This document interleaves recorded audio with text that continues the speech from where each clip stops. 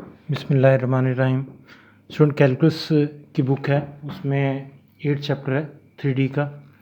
उसमें 8.3 में 2 क्वेश्चन हैं, वेरी इंपॉर्टेंट, पेपर के लिए भी बड़े इंपॉर्टेंट है वो, और उससे और भी 2-3 क्वेश्चन जो हैं वो कवर हो जाएंगे। तो बिस्मिल्लाहिर्रहमानिर्रहीम से बात को दोबारा से शुरू करते हैं। एक्सरसाइज है हमारे पास 8.3 और क्वेश्चन नंबर उसका जो सिलेक्ट किया है वो 12 है। इस चैप्टर में क्वेश्चन की स्टेटमेंट को पढ़ना जो है बड़ा ज़रूरी है। अगर वो क्वेश्चन की स्टेटमेंट आपको अच्छी तरह समझ आ जाए और उससे रिलेटेड फार्मूले अगर आपको याद हो तो क्वेश्चन जो है वो फिर आसान होता है। मैं पहले क्वेश्चन की स्टेटमेंट पढ़ता हूँ और समझाता हूँ आपको साथ कि कैसे इस क्वेश्चन को आपने अंडरस्टैंड करना है। Find an equation of a plane. अगर इतना क्वेश्चन पढ़ के रुक जाएँ तो समझ आती है कि प्लेन की इक्वेशन निकालनी है।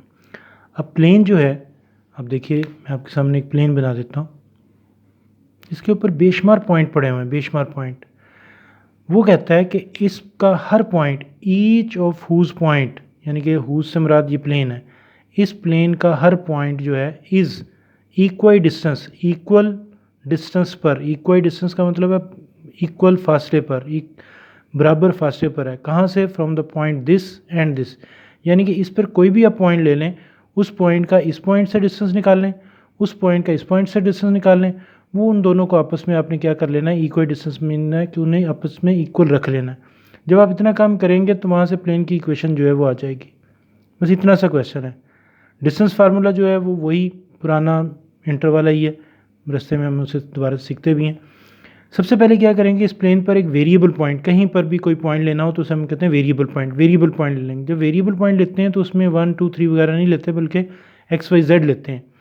तो सबसे पहले स्टार्ट देखिए ऐसे ही किया, let a point P X Y Z on required plane. Required plane पर एक पॉइंट जो है वो पी जो है वो हमने नाम का ले लिया, एक्स वाई जेड उसके कोऑर्डिनेट हैं अकॉर्डिंग टू गिवन कंडीशन। अब उसने क्या कहा था, उसने कहा था कि जो भी इस पे पॉइंट लोगे उसका ए से फासला, पॉइंट पी का ए से डिस्टेंस और पॉइंट पी का बी से डिस्टेंस आपस में इक्वल है। डिस्टेंस फार्मूला अगर आपको नहीं याद तो फिर याद मैं दोबारा से आपको करवा देता हूँ कि दो पॉइंट के दरमियान डिस्टेंस निकालने का फार्मूला ये होता है कि दोनों पॉइंट के एक्स को माइनस करके उसका स्क्वायर, दोनों पॉइंट के वाईज को माइनस करके उसका स्क्वायर, दोनों पॉइंट के जेड को माइनस करके उसका स्क्वायर का स्क्वायर रूट। पी से ए तक का डिस्टेंस निकाल लिया, पी से बी तक का डिस्टेंस निकाल लिया। अंडर रूट खत्म करने के लिए क्या करेंगे, दोनों तरफ का स्क्वायर कर लेंगे। स्क्वायर खत्म किया, अंडर रूट खत्म, स्क्वायर दोनों तरफ का किया, अंडर रूट खत्म हो गए। अब ये चीज़ हमारे पास आ गई। सारे स्क्वायर जो हैं वो ओपन कर लेंगे। जब आप सारे स्क्वायर्स ओपन कर लेंगे, सिंप्लीफाई करेंगे, फिर मैं आपको कह दूं कि सिंप्लीफिकेशन जो है, कैलकुलेशन जो है वो आपकी अपनी होनी चाहिए, आप अपने तरीके से करें उसे। बहरहाल ये भी देख लीजिएगा तरीका, यहाँ पर मैंने इसे सिंप्लीफाई करके कैलकुलेशन करके दिखाया। सिंप्लीफाई करते करते हमारे पास ये में आंसर आ गया, this is the equation of plane. ये इतना आसान सा क्वेश्चन था, लेकिन ये पास्ट पेपर का क्वेश्चन है, वेरी इंपॉर्टेंट, इसको अच्छी तरीके से तैयार कर लीजिएगा। इसके बाद आगे चलते हैं तो इसी एक्सरसाइज का क्वेश्चन नंबर 18 है, वेरी इंपॉर्टेंट, पास्ट पेपर के क्वेश्चन मैंने कुछ सेलेक्ट किए हैं और इम्पॉर्टेंट हैं, पेपर्स में आए हुए हैं। पहले क्वेश्चन को पढ़ते हैं, अच्छी तरह समझते हैं। इस क्वेश्चन को करने के बाद आप इसी एक्सरसाइज के 2-3 क्वेश्चन जो हैं वो आप इसी से रिलेटेड हैं वो कर सकेंगे, या उनके कंसेप्ट आपके जो है वो क्लियर हो जाएंगे ये क्वेश्चन करने के बाद। क्वेश्चन है, शो दैट द लाइन्स, कहते हैं 2 लाइन्स हैं, एक का नाम एल रखा है कैपिटल, एक का नाम एम रखा हुआ है, ये उनकी इक्वेशन है। जो इक्वेशन दी हुई हैं इस तरह, इस फॉर्म में अगर दी हुई हो तो उसे हम कहते हैं पैरामीट्रिक इक्वेशंस। ये पैरामीट्रिक इक्वेशंस की फॉर्म में एल की और एम की इक्वेशन जो है वो दे रखी हैं। कहते हैं आपने ये शो करना है कि ये दोनों एक दूसरे को इंटरसेक्ट करती हैं। इंटरसेक्ट करना मीन एक दूसरे को कट करना, यानी कि एक लाइन ये है, दूसरी लाइन ये। शो कीजिए कि ये दोनों एक दूसरे को इंटरसेक्ट करती हैं।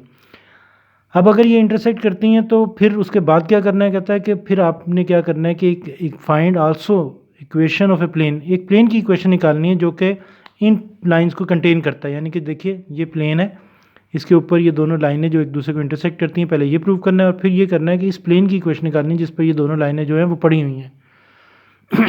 ये बात की बात है, बाद में इसे करेंगे। अभी फ़िलहाल हमने क्या करना है कि पहले प्रूव करना है कि ये दोनों लाइनें एक दूसरे को इंटरसेक्ट करती हैं। उसके लिए तरीकाकार जो हमने रखा है वो ये कि अगर ये इंटरसेक्ट करती हैं तो इनका आपस में एक्स दोनों का, इन दोनों का वाई, इन दोनों का जेड जो है वो आपस में इक्वल होना चाहिए। तो हमने इनको इक्वेट कर लिया और यहाँ से हम इसे कैलकुलेशन करके इन 3 इक्वेशन से एक्स को एक्स के बराबर रखा है, वाई को वाई के, जेड को जेड के, 3 इक्वेशन आ गई। इन तीनों इक्वेशन को सॉल्व करके वहाँ से टी और एस की वैल्यू निकालेंगे। 2 इक्वेशन कोई से सिलेक्ट कर लेंगे, उसमें से टी और एस निकाल के तीसरे में पुट करेंगे। वो उसे अगर दोनों साइडें बराबर आ जाएंगी तो हम कहेंगे ये दोनों लाइनें एक दूसरे को इंटरसेक्ट करती हैं। और वो फिर टी की वैल्यू और एस की वैल्यू यहाँ पे पुट करके वहाँ से हमारे पास जो है वो इनका इंटरसेक्टिंग पॉइंट भी हासिल हो जाएगा, जो कि हमारे पास इस पार्ट में मदद देगा। बहरहाल जी देखिए अपनी अपनी कैलकुलेशन है, मैंने तो इक्वेशन नंबर 1 और 2 को सिलेक्ट किया और उनमें से उन दोनों को साइमल्टेनियसली सॉल्व किया। आप इसे खुद से सॉल्व कीजिए तो बेहतर है। बहरहाल इसको भी देख लीजिएगा वीडियो को, जिसमें अगर कोई कैलकुलेशन में प्रॉब्लम हो तो आप फिर उसे ठीक कर लेना। बहरहाल जी यहाँ से एस की वैल्यू आ गई, उस एस की वैल्यू को इक्वेशन 2 में पुट करके वहाँ से टी की वैल्यू निकाल ली। ये दो वैल्यूज़ जब हमारे पास एस और टी की आ गई, हम देखना ये चाहते हैं कि ये तीसरी इक्वेशन जो हमने छोड़ दी थी नंबर 3 उसको सेटिस्फाई करती है कि नहीं। तो उसमें एस और टी की वैल्यू पुट कर दी, देखिए दोनों साइडें बराबर आ गई। जो ही से सेटिस्फाई किया हमने यहाँ पे डिसीजन ले लिया और हमारा आंसर आ गया। ये दोनों लाइनें जो है एक दूसरे को इंटरसेक्ट करती हैं। ख़त्म हो गया, आधा क्वेश्चन, आधे नंबर हमारे पास यहाँ पे मिल गए। अब आ जाते हैं कि जनाब ये दोनों लाइनें एक दूसरे को इंटरसेक्ट तो करती हैं।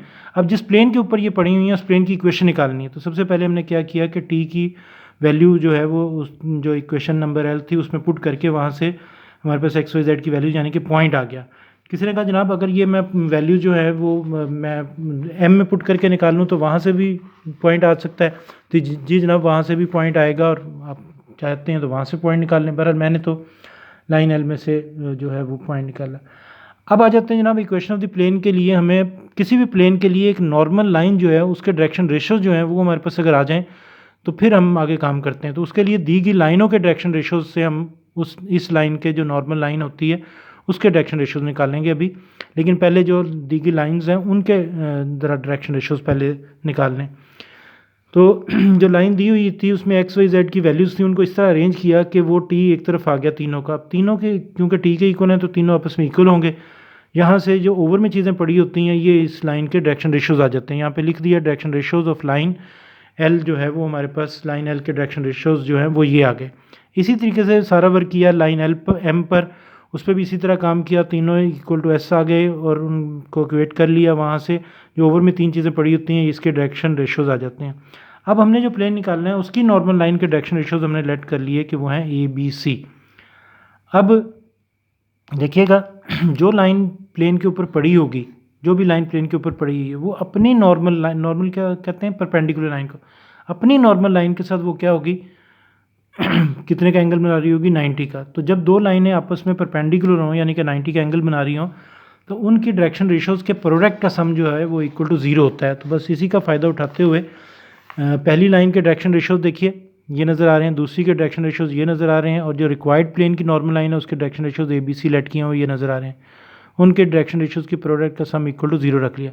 अब इन दोनों इक्वेशन को सॉल्व किया, मुख्तलिफ नाम इसके रखे हुए हैं, उर्दू में ज़रबे चिलिपाई कहते हैं, इंग्लिश में क्रॉस मल्टीप्लिकेशन मेथड भी कहते हैं और तीसरा जो इसका नाम है वो है डिटरमिनेंट मेथड।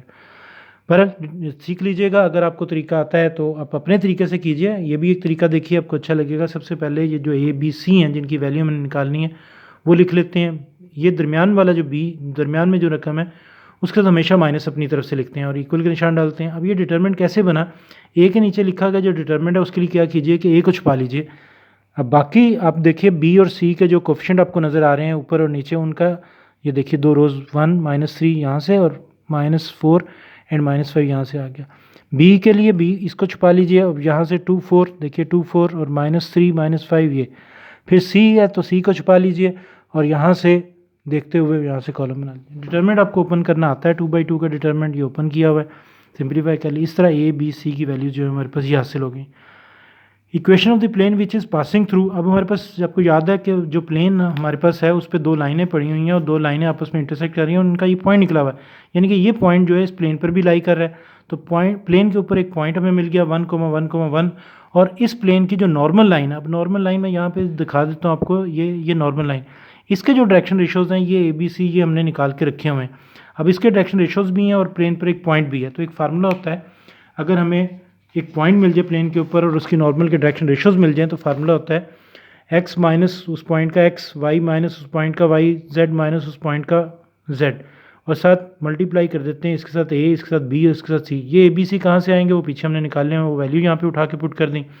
अब इस ब्रैकेट को ओपन वगैरह किया, सिंप्लीफाई किया, ये सारा काम जो है कैलकुलेशन का आपका अपना होना चाहिए। मगर मैंने किया हुआ है, अगर आप देखना चाहें तो यहाँ से देख लीजिएगा। कोई भी अगर कोई आपको प्रॉब्लम आती है किसी किस्म की, तो आप चाहते हैं कि उसका लेक्चर जो है वो हमें जो वीडियो की फॉर्म में मिल जाए तो आप कमेंट में मुझे बता दीजिए और अगर कोई मसला होता है, कोई वीडियो सही नहीं बनी हुई, लेक्चर समझ नहीं आ रहा, या कोई मैं जल्दी बोल रहा हूँ, आपको समझ नहीं आ रही, तो कमेंट्स किया करें। और उससे पहले जो चैनल है उसको सब्सक्राइब कर लीजिए और बेल आइकन को प्रेस कर देंगे, तो उससे ये होगा कि लेक्चर जो भी मैं अपलोड करूँगा वो आपको मिल जाएगा। तैयार करना ना करना वो आपकी मर्ज़ी है, लेकिन आप उस लेक्चर को देख ज़रूर लिया करें, ताकि उसमें ये होता है कि कई दफ़ा हम समझते हैं कि नहीं जी 8.3 बड़ी मुश्किल है, वो नहीं हमें आती। अब ये देखिए, यही 2 क्वेश्चन मैंने सेलेक्ट किए हैं। इसका मकसद तो एक पहले तो ये था कि मेरे जो बीएससी के स्टूडेंट हैं उनको थोड़ा सा मोटिवेट करना था कि कोई ऐसी बात नहीं है, 8 चैप्टर जो है वो आप करें, इंशाल्लाह ताला आप वहाँ से अटैम्प्ट कर सकते हैं। और आपको पता ही है कि वो कितना इंपॉर्टेंट है, कितने नंबर उसने पेपर में उसमें से आ सकते हैं। तो बहरहाल देखिएगा, मेरी तो कोशिश है कि आप कामयाब हों।